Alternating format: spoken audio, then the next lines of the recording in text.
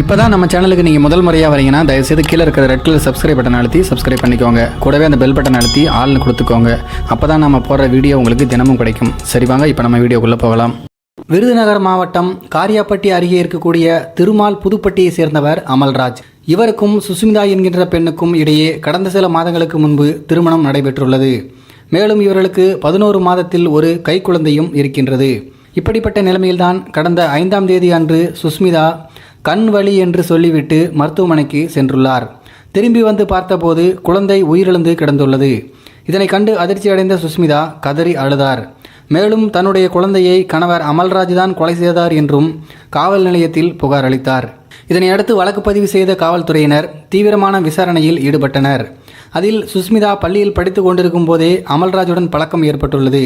அந்த பழக்கம் நெருக்கமாகி சுஸ்மிதா கர்ப்பமாகி இருக்கிறார். இதனை அடுத்து 2 தரப்பினரும் பேச்சுவார்த்தை நடத்தி அமல்ராஜ் மற்றும் சுஸ்மிதாவுக்கும் திருமணம் நடத்தி வைத்திருக்கிறார்கள். திருமணம் நடைபெற்ற சில மாதங்களிலேயே சுஸ்மிதாவிற்கு குழந்தையும் பிறந்துள்ளது. திருமணத்துக்கு பிறகு சுஸ்மிதாவுக்கு அவருடைய மாமன் மகனுடன் பழக்கம் இருந்ததாக சொல்லப்படுகிறது.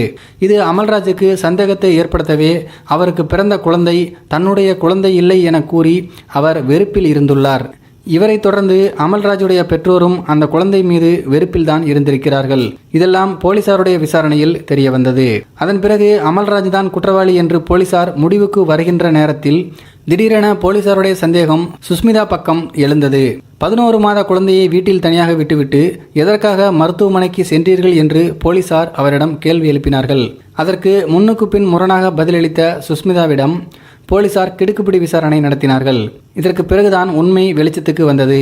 அதாவது அந்த குழந்தையை கொன்றுவிடு, நாம் புதிதாக வாழ்க்கையை தொடங்கலாம் என்று கணவர் அமல்ராஜ் சுஸ்மிதாவிடம் தொடர்ந்து வற்புறுத்தி வந்துள்ளார். அதில் வாழ்க்கையா குழந்தையா என்று யோசித்த சுஸ்மிதா குழந்தையை கொன்றுவிடலாம் என்று முடிவு செய்து தன்னுடைய கணவருடன் சேர்ந்து குளியல் தொட்டியில் குழந்தையை மூழ்கடித்து கொலை செய்துள்ளார்கள்.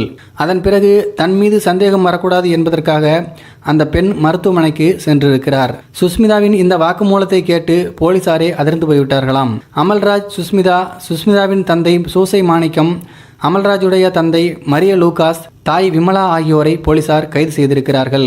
இளம் வயதில் தாங்கள் செய்த தவறுக்காக அந்த பிஞ்சு உயிரை தாயே கணவருடன் சேர்ந்து கொலை செய்த சம்பவம் அந்த பகுதியில் பெரும் பரபரப்பை ஏற்படுத்தி இருக்கிறது. இந்த மூதேவிங்க பண்ண தப்புக்கு அந்த பிஞ்சு உயிரை என்ன பண்ணுது? குழந்தைங்க மேலே கை வைக்கிற எவனாக இருந்தாலும் இம்மிடியட்டாக அவனு நாய சொல்கிற மாதிரி சுட்டு தள்ளுங்க. 1000 குற்றவாளிகள் தப்பிக்கப்படலாம், ஆனால் ஒரு நிரபராதி தண்டிக்கப்படக்கூடாது அப்படின்னு தான் நம்ம சட்டமே சொல்லுது. அப்படி இருக்கும்போது எந்த தவறும் செய்யாத அந்த பிஞ்சு குழந்தைய இவங்க ஏன் கொண்டாங்க? இந்த மாதிரி ஆளுங்களாம் கடுமையான தண்டனை கொடுக்கணுங்க. உங்களுடைய கருத்துக்கள் என்ன அப்படிங்கிறத கீழே இருக்கிற கமெண்ட் பாக்ஸில் தெரியப்படுத்துங்க. மேலும் இது போன்ற வீடியோக்களை பார்க்க நம்முடைய சேனலை சப்ஸ்கிரைப் பண்ணிக்கோங்க. அப்படியே அந்த வீடியோவுக்கு தயவு செஞ்சு ஒரு லைக் மட்டும் கொடுத்துருங்க. ஏன்னா நீங்கள் கொடுக்குற அந்த ஒரு லைக் தான் இந்த வீடியோவை பல பேர்கிட்ட கொண்டு போய் சேர்க்கறதுக்கு உதவும். நன்றி, வணக்கம்.